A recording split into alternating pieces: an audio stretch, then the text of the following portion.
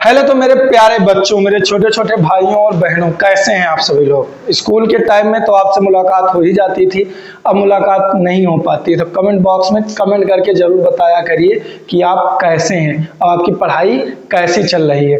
देखिए, आज का जो क्लास होने वाली है, इस क्लास में 5 नंबर आप अपने बोर्ड पेपर में अपने जेब में रख के जाने वाले हैं। यानी आज की इसी क्लास से 5 नंबर आपके 100% पक्के हो जाएंगे। यानी आपको फिर सिर्फ 95 नंबर के लिए मेहनत करना होगा। तो आज की क्लास आप बहुत ही ध्यान से, बहुत ही इत्मीनान से देखिएगा। जब आप क्लास लीजिए तो रफ और पेन साथ लेकर बैठा करिए। देखिए, मैं साथ ही साथ आपको क्या करवाते हुए चलूंगा, एमसीक्यू क्वेश्चन, यानी ऐसे एमसीक्यू क्वेश्चन जो आपके पेपर में अध्याय 1 से पूछे जा सकते हैं। देखिए बच्चों, मैं और लोगों को नहीं जानता, लेकिन मेरी जो पहली प्राथमिकता है वो ये है कि जब मैं आपको पढ़ाऊं तो आपको और कहीं से पढ़ने की जरूरत ना पड़े। क्लासेस मैं मानता हूं विगत 2 दिनों में आपके लिए रेगुलर नहीं पहुंच पाई हैं। रीजन क्या था आप जानते हैं, आंधी और तूफान बहुत तेज आया था, जिसकी वजह से समस्या हुई थी लाइट की। और जब लाइट की समस्या हुई तो क्या हुआ, ये डिजिटल बोर्ड बिना लाइट के चलता नहीं है। यानी इन्वर्टर लगा हुआ है, लेकिन इन्वर्टर कितना साथ ही देगा। तो चलिए हम तैयार करते हैं अपने अस्त्र और शस्त्र, वो अस्त्र और शस्त्र जिसके माध्यम से हम पेपर की खोपड़ी में छेद कर सकें। तो चलिए सबसे पहले तो रूट 5 वाला देखेंगे। रूट 5 एक ऐसी संख्या है जो हर बार पूछा जाता है पेपर में। यानी या तो रूट 5 पूछेगा, या रूट 3 पूछेगा, या रूट 7 पूछेगा। यानी वो प्रूव करने वाले, यानी सिद्ध करने वाले क्वेश्चन जरूर पूछता है पेपर में। तो सबसे पहले हम यही सीख लेते हैं, कभी 2 नंबर का आता है, कभी 4 नंबर का आता है। तो ये हम कंफर्म कर लें, उसके बाद में फिर मैं आपको एमसीक्यू भी करवाऊंगा और कुछ प्रूव करने वाले सवाल बताऊंगा। मेरी पहली प्राथमिकता आपको कॉन्सेप्ट सिखाना होगा, और रूट 5 वाला तो मैं आपको याद करवा के चलूंगा। आप बड़े आसानी से root 5, root 3, root 7, root 11, root 13 तक बड़े आराम से आप प्रूव कर पाएंगे कि वो आप अपरिमेय संख्या है। देखो दिया क्या है, दिया है कि सिद्ध कीजिए कि रूट 5 एक अपरिमेय संख्या है। यानी सिद्ध करना है कि वो अपरिमेय है। तो सिद्ध करने के लिए सबसे पहले हम इसके विपरीत मान लेते हैं कि रूट 5 एक परिमेय संख्या है। चलिए लगाते हैं सवाल। यहां पे डाल देता हूं मैं हल, खाली समझना आपको समझ में आएगा।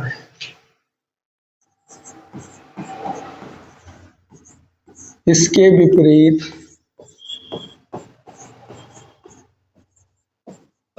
हम मान लेते हैं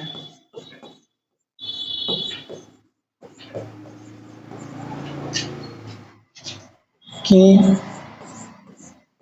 रूट 5 एक परिमेय संख्या है।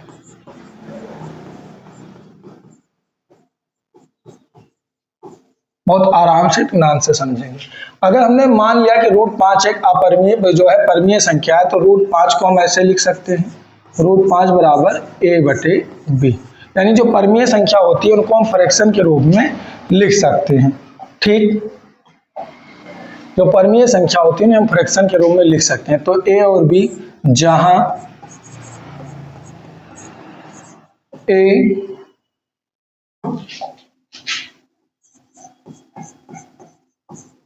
और b सभाज्य हैं,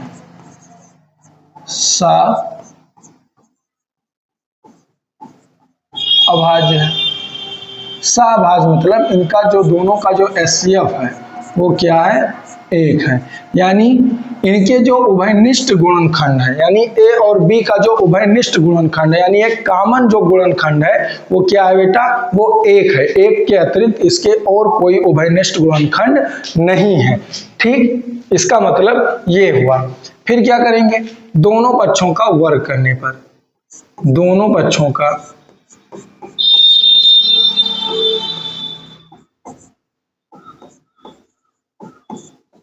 वर्ग करने पर, यानी स्क्वायरिंग ऑन बोथ साइड। तो रूट 5 a/b का होल स्क्वायर। तो रूट 5 का स्क्वायर होगा तो 5, इसका हो जाएगा a² बटे b² बटे में एक क्रॉस मल्टीप्लिकेशन प्लाई, तो जब गुणा होगा तो हो जाएगा 5b² बराबर a², 5b² बराबर a²। अब देखो क्या करेंगे, देखो सबसे पहले हमने क्या माना कि a और b क्या है, क्या बेटा, a और b क्या है, सभाज्य संख्या, यानी इनके एक के अतिरिक्त और कोई उभयनिष्ठ गुणनखंड नहीं है। समझ में आया। अब आगे हमने क्या किया, इन दोनों को क्या कर दिया, दोनों साइड में स्क्वायर कर दिया, बोथ साइड स्क्वायरिंग, स्क्वायर करके हमने फिर क्रॉस मल्टीप्लाई करके 5b² बराबर a² लिख दिया। अब इसे मान लिया समीकरण नंबर 1। ठीक, फिर यहां लिखेंगे समीकरण 1 से अस्पष्ट है, अस्पष्ट होता है। ठीक, समीकरण 1 से क्या होता है, अस्पष्ट होता है या अस्पष्ट है कि, ठीक, लिख देते हैं अस्पष्ट है कि, थोड़ा सा और लैंग्वेज क्या हो जाएगा, कम हो जाएगा।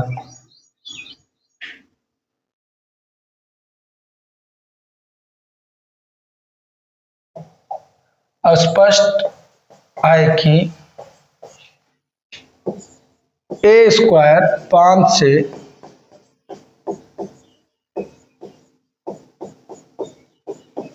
विभाजित होता है, विभाजित मतलब कटता है। ठीक, तो a भी 5 से विभाजित होगा। a² अगर 5 से विभाजित होता है, यानी अगर किसी संख्या का वर्ग किसी संख्या से विभाजित होता है तो उसके जो गुणनखंड होंगे वो भी क्या होगा बेटा, उस संख्या से विभाजित होगा। अब क्या करते हैं अगले स्टेप में, अगले स्टेप में करता हूं, देखना, माना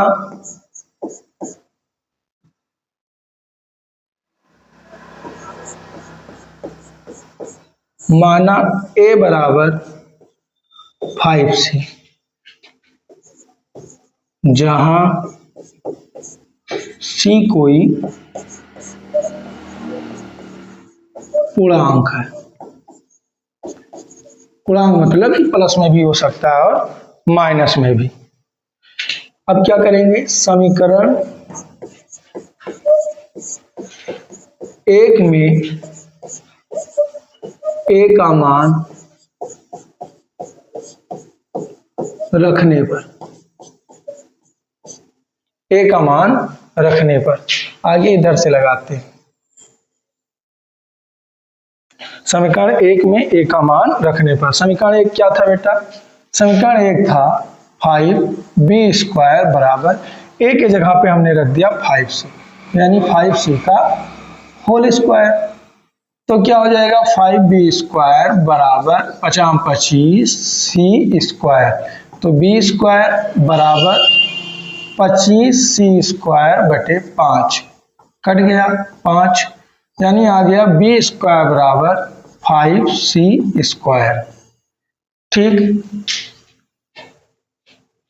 b² बराबर क्या आ गया 5c²। यहां से भी आप बहुत आराम से कर सकते हैं। फिर यहां क्या लिखूंगा, यहां लिखूंगा अगली लाइन, देखना सारा समझ में आएगा, एक बार अभी और समझाएंगे।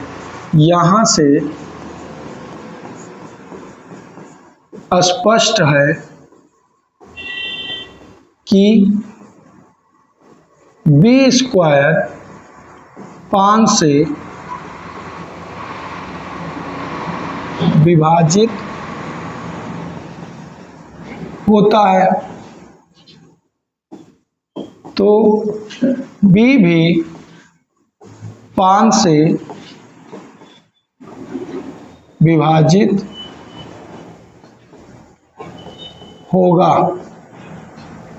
अगर भाई b² कटा, जो स्टेप यहां किया था वही वाला वहां भी, a से अगर a² अगर 5 से जो है विभाजित होता है तो a भी विभाजित होगा, अगर b² 5 से विभाजित होता है तो 5 भी क्या, तो b भी क्या होगा 5 से विभाजित होगा। अब हमने देखा कि अगली लाइन क्या देखा, अब हमने देखा कि ए और बी में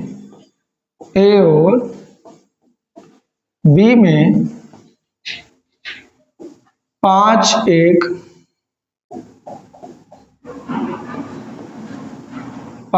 एक उभयनिष्ठ गुणनखंड है।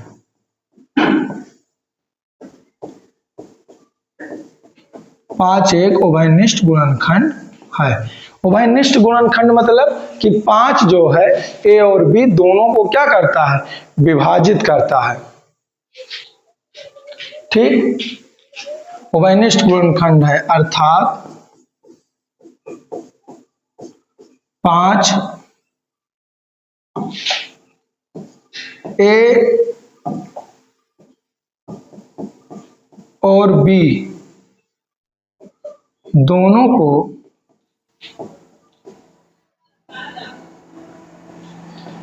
विभाजित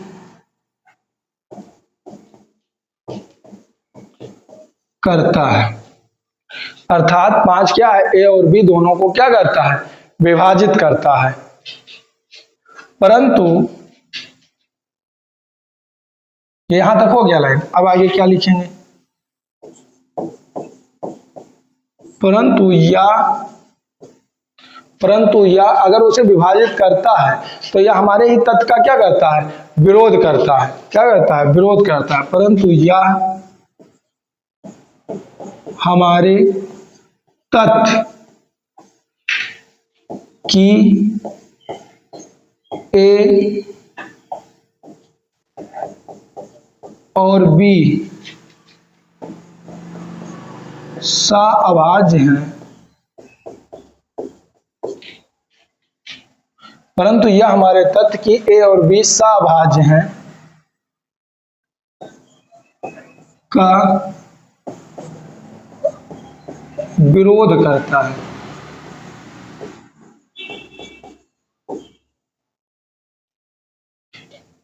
विरोध करता है। अब आगे लाइन,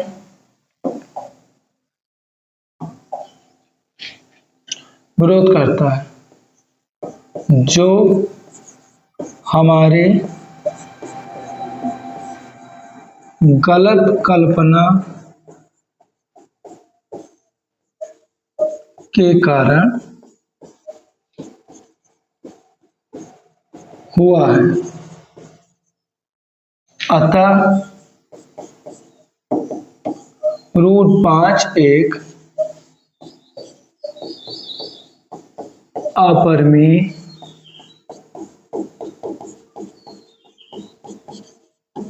संख्या है। देखो लग रहा है बड़ा, लेकिन मैं आपको बताऊंगा अभी और छोटा लगेगा। देखो समझो, सबसे पहले हम क्या करेंगे, हम उसके विपरीत मान लेंगे कि √5 एक क्या है, परमीय संख्या है। अगर वह परमीय संख्या है तो उसे हम क्या लिख सकते हैं बेटा, a अपान बी यानी p अपान q के रूप में लिख सकते हैं। तो अगर हम उसे p अपान q के रूप में लिख सकते हैं यानी √5 बराबर a अपान b, जहां पे a और b क्या है, सहअभाज्य है। जहां हमने क्या माना, हमने माना कि सहअभाज्य है। सहअभाज्य मतलब कि उसके एक के अतिरिक्त और कोई गुणनखंड हो ही नहीं सकते, यानी उसका खाली a और b का खाली एक गुणनखंड एक है। अगर हम सिद्ध कर दें कि उसके और अतिरिक्त गुणनखंड है तो हमारा मानना जो हमने यहाँ माना है वो गलत साबित हो जाएगा, और जैसे वो गलत साबित होगा तैसे हम कह सकते हैं कि √5 क्या है, अपरिमेय संख्या। यही पूरा मतलब है। तो हमने माना कि ए और बी क्या है, सहअभाज्य हैं, जिनका खाली एक गुणनखंड है एक। तो दोनों बच्चों का पहले वर्ग करके हमने यहां तक पहुंचा, दोनों बच्चों का वर्ग किया, उसके बाद में क्रॉस मल्टीप्लाई, तो 5b² बराबर a²। तो समीकरण 1 से स्पष्ट है कि समीकरण 1 से क्या होता है, स्पष्ट होता है कि a² जो है 5 से विभाजित होता है। तो अगर a² 5 से विभाजित होगा तो a भी 5 से क्या होगा, विभाजित होगा। तो माना a बराबर क्या, ये यहां तक लिख दिया। अब एक लाइन क्या मानेंगे, a बराबर 5c, जहां c कोई भी एक पूर्णांक है। तो समीकरण 1 में a का मान रख दिया यानी a बराबर 5c। तो जहां a था वहां हमने क्या रख दिया, 5c। तो वैल्यू क्या आ गई, 5b² स्क्वायर बराबर 25c स्क्वायर, जहां से हम जब काटेंगे तो हमें प्राप्त होगा b स्क्वायर बराबर 5c स्क्वायर। यहां से क्या स्पष्ट होता है कि जो b स्क्वायर है वो 5 से विभाजित होता है, तो b भी 5 से विभाजित होगा। यानी हमने ये प्रूव कर दिया कि a और b के 5 एक और क्या है, उभयनिष्ठ गुणनखंड है। वही मैंने लिखा, हमने देखा कि a और b में 5 एक उभयनिष्ठ गुणनखंड है, क्योंकि भाई विभाजित कर रहा है तो गुणनखंड है, अर्थात 5 a और b दोनों को क्या करता है, विभाजित करता है। परंतु यह हमारे तथ्य की a और b क्या है, सहभाज्य का विरोध करता है। यानी भाई जो हमने माना था कि a और b सहभाज्य हैं, अगर उसके 5 एक और गुणनखंड आ जाएगा तो हमारा मानना क्या हो जाएगा, गलत हो जाएगा। तो हमारा मानना जैसे ही गलत हुआ, तो क्यों गलत हुआ, जो हमारे गलत कल्पना के कारण हुआ है, जो हमने गलत माना उसके कारण हुआ है। अतः रूट 5 क्या है, एक अपरिमेय संख्या है। एक दो बार घर पे खुद लगाना तो समझ में आ जाएगा। अब देखो बेटा, अब इसके आधार पे आप रूट 3, रूट 7 और रूट 5 इन सब की वैल्यू को आप कैसे लगा सकते हो।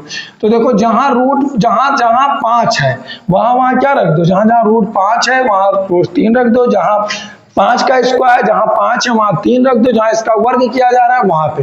यानी सेम लैंग्वेज यही रहेगी, सेम लैंग्वेज यही रहेगी, खाली आप अंक को पुट करते हुए चले जाएंगे। चाहे आपको रूट 3 कहे, चाहे रूट 7 कहे, चाहे रूट 2 कहे, और चाहे आपको कहे रूट 11, चाहे रूट 13, आपको चाहे जो वैल्यू कहे वो आप खाली यहाँ पे अंक पे पुट करेंगे और आप बड़े आसानी से आप निकाल के लेकर चले जाएंगे। एक दो बार लगाना, समझ में ना आए तो कमेंट बॉक्स में बताना, और इजी तरीके से मैं आपको करवा दूंगा।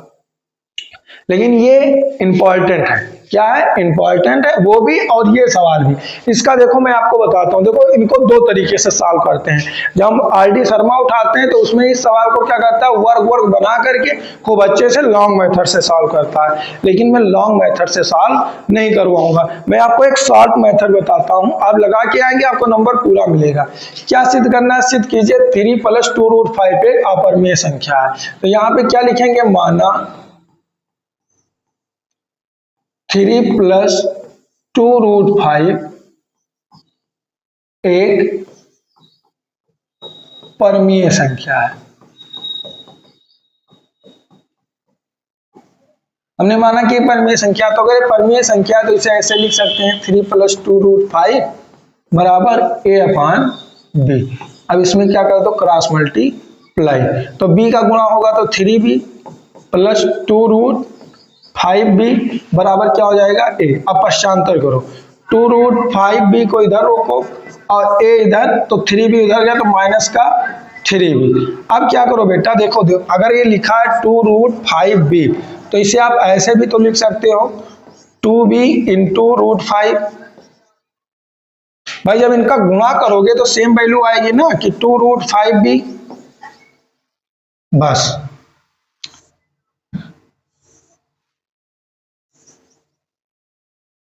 देखो मैंने इसे क्या लिख दिया, 2b × रूट 5 बराबर a - 3b। अब क्या करूंगा, रूट 5 को मैं इधर रोक लूंगा और इस पूरी वैल्यू को क्या भेज दूंगा इधर, तो बटे में क्या हो जाएगा 2b। अब सीधा समझो हमने किया क्या है, हमने किया है कि बेटा जो रूट वाली वैल्यू थी उसको एक तरफ रख लिया और बाकी सबको क्या कर दिया, दूसरी तरफ पश्चांतर कर दिया। ठीक, अब यहाँ पे मैं लैंग्वेज क्या लिखूंगा, यहाँ पे मैं लैंग्वेज लिखूंगा कि a - 3b/2b एक परमीय संख्या है।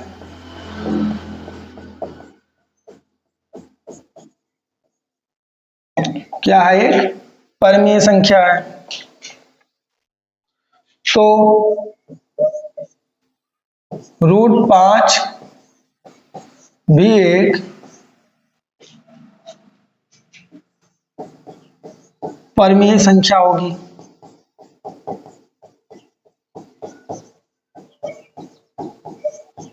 परमीय संख्या होगी क्योंकि परमीय संख्या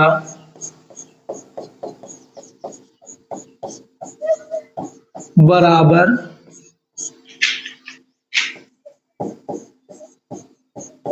परमीय संख्या होती है।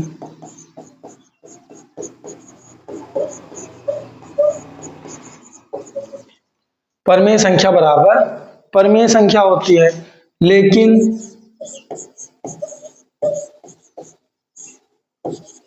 हम जानते हैं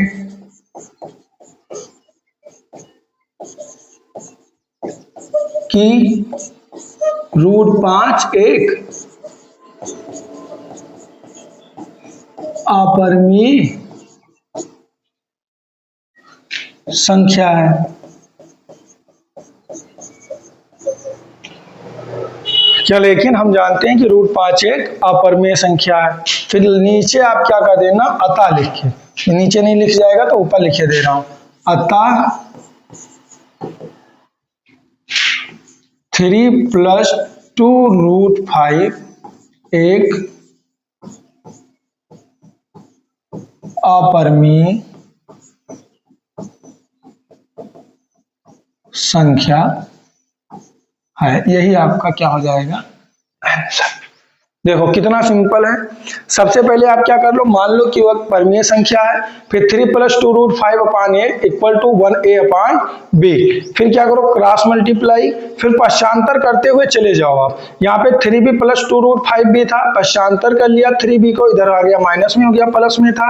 फिर क्या कर दिया, इसे तोड़ दिया, यानी 2b × √5, फिर 2b को इधर भेज दिया, गुणा में था तो इधर क्या हो जाएगा, भाग में।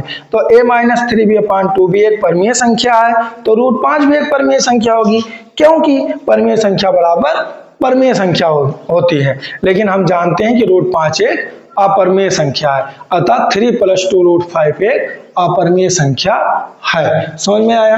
ऐसे इस टाइप के जितने सवाल आपको मिलेंगे आप ऐसे ही सॉल्व करते हुए चले जाएंगे। ठीक, अब जैसे देखो लिखा 1/√2, पहली संख्या क्या है, 1/√2। तो देखो इसे मैं भी उसी तरीके से सॉल्व करूंगा।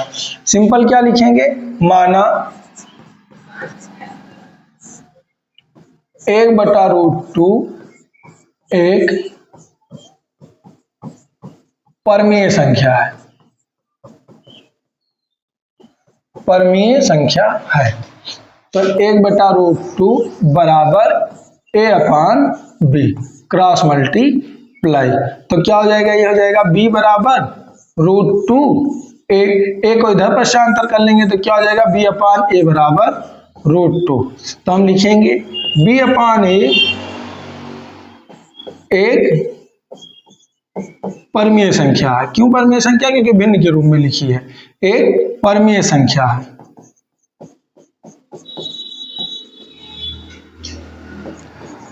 तो √2 भी परिमेय संख्या होगी।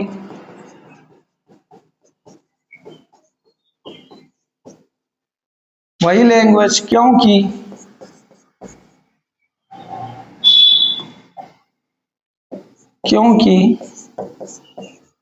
परिमेय संख्या बराबर परिमेय संख्या होगी, परिमेय संख्या होती है।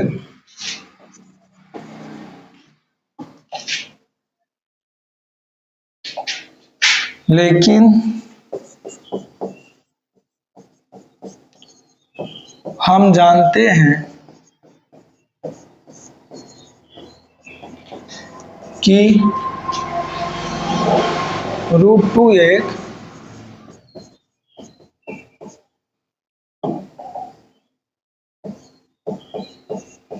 अपरिमेय संख्या है।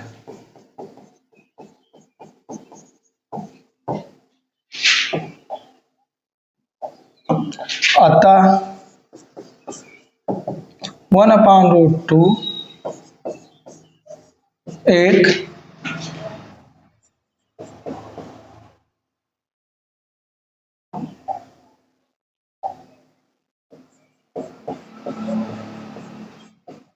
अपरिमेय संख्या है। सिंपल।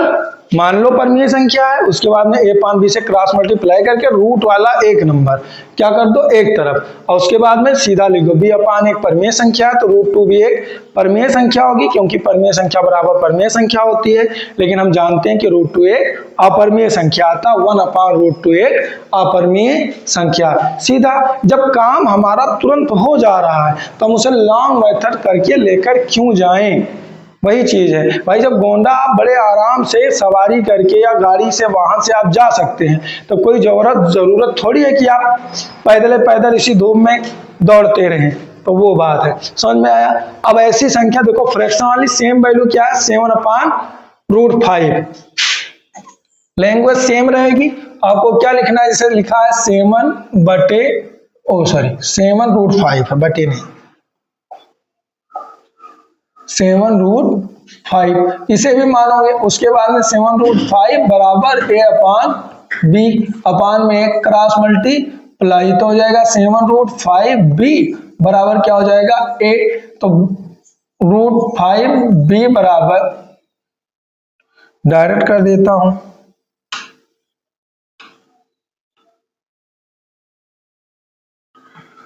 अब इसे ऐसे लिख सकते हैं 7b इंटू में रूट 5 बराबर क्या हो गया a, तो रूट 5 बराबर a upon 7b, language same रहेगी। जैसी लैंग्वेज इसमें लिखे हो वही लैंग्वेज क्या कर दो उसमें भी लिख दो, यही वाला सेम। ठीक, फिर ऐसे क्या है 6 प्लस रूट 2 वाला, इसमें भी वही चीजें अप्लाई, रूट 2 बराबर क्या हो जाएगा a अपान b। ठीक, क्रॉस मल्टीप्लाई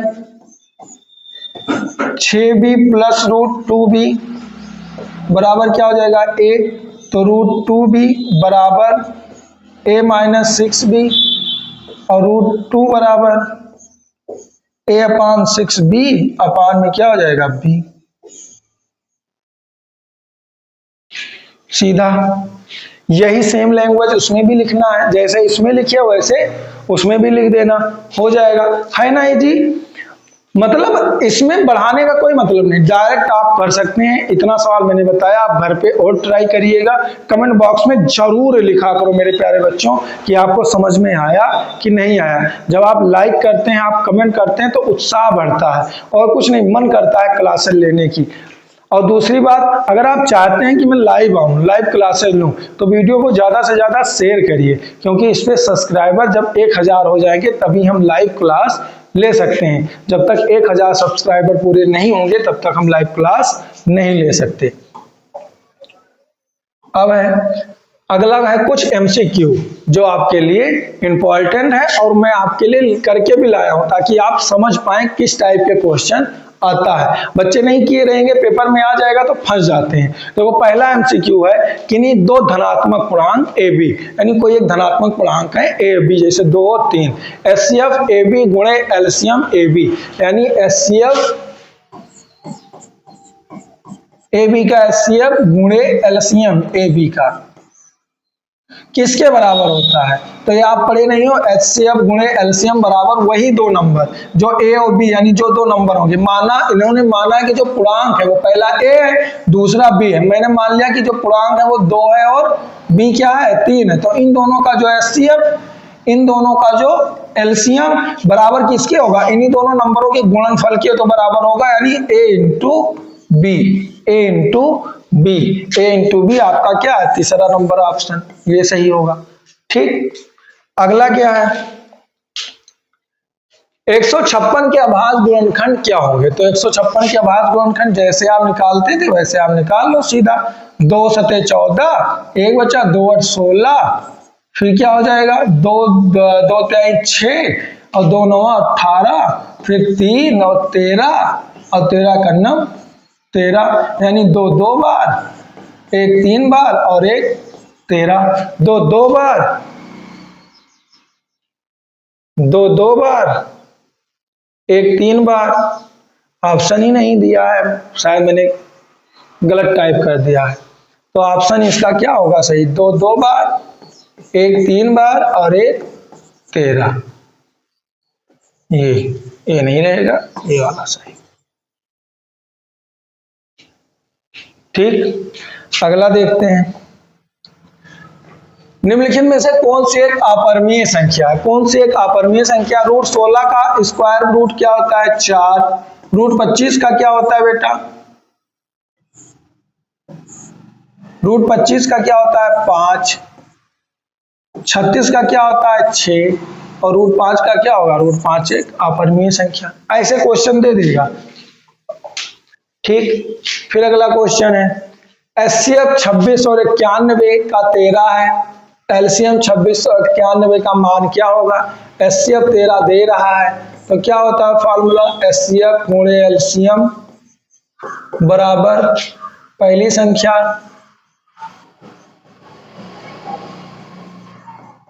गुणे दूसरी संख्या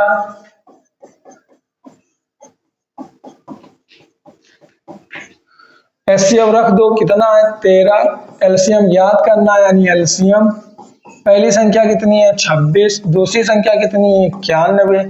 तो एलसीएम बराबर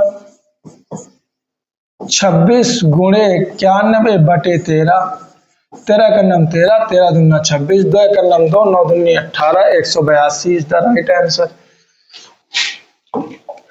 अगला क्वेश्चन देखो, सभाज्य संख्याओं के युग्म का एचसीएफ हमेशा कितना होता है? अगर कोई कोप्राइम नंबर है तो उनका एचसीएफ कितना होगा? अभी बताया था, हमेशा क्या होगा? 1 होगा। अगर कोई कोप्राइम नंबर है तो उनका एचसीएफ क्या होगा? 1 होगा। ऐसे ही क्वेश्चन बनेंगे मेरे बच्चे उसमें आपके पेपर में। अब जैसे देखो ये क्वेश्चन, किसी धनात्मक पूर्णांक p के लिए प्रत्येक सम पूर्णांक का रूप क्या होता है? अब p कोई एक पूर्णांक है, ठीक, कोई p क्या है? एक पूर्णांक है, मैंने मान लिया 1 है, ठीक, समपूर्णांक है, धनात्मक है यानी 1 है, ठीक। अब अगर 1 है तो प्रत्येक समपूर्णांक के लिए क्या होगा? भाई मैं इसमें हमेशा अगर 2 का गुणा करते चला जाऊं, 2, तभी तो ही सम मिलेगा। मान लो मैंने कोई भी संख्या ले ली तो उसमें अगर मैं 2 का गुणा करूंगा तो वो संख्या क्या हो जाएगी? सम हो जाएगी। यानी इसका राइट आंसर क्या होगा? 2p होगा। क्या होगा? 2p होगा। क्यों होगा? मान लो मैंने ले लिया 5 ले लिया, धनात्मक है, इसमें 2 का गुणा कराऊंगा तो 10 आएगा। 10 क्या होगा? एक सम संख्या। ऐसे क्वेश्चन आ जाते हैं, बच्चे नहीं कर पाते, बेसिक नॉलेज रहता है, लेकिन इसीलिए मैं करवाऊंगा एमसीक्यू भी मैं करवाऊंगा प्रत्येक चैप्टर का सबका। 1 से 10 तक की सभी संख्याओं से विभाज्य होने वाली सबसे छोटी संख्या कौन सी है? तो 1 से 10 तक की सब संख्या लिखो और उनका क्या निकाल लो? एचसीएफ यानी एलसीएम निकाल लोगे तो आंसर क्या आएगा? 2520। 2520 इसका राइट आंसर आएगा, निकाल लेना। फिर देखो, यदि p और q दो अभाज्य संख्याएं हैं तो उनका एचसीएफ क्या आएगा? दो अभाज्य संख्याएं जैसे p और q, मान लो पहली अभाज्य संख्या क्या है? 3, दूसरी अभाज्य संख्या क्या है? 5। अब इनका एचसीएफ कितना आएगा? तो इनका एचसीएफ क्या होगा? वैसा 1 होगा। निकाल के देख लो। 3 का अगर निकालोगे 5 से तो 3 का नाम 3, 2 बचा, 2 से 3, 2 का नाम 2, फिर 1, 1 का 2।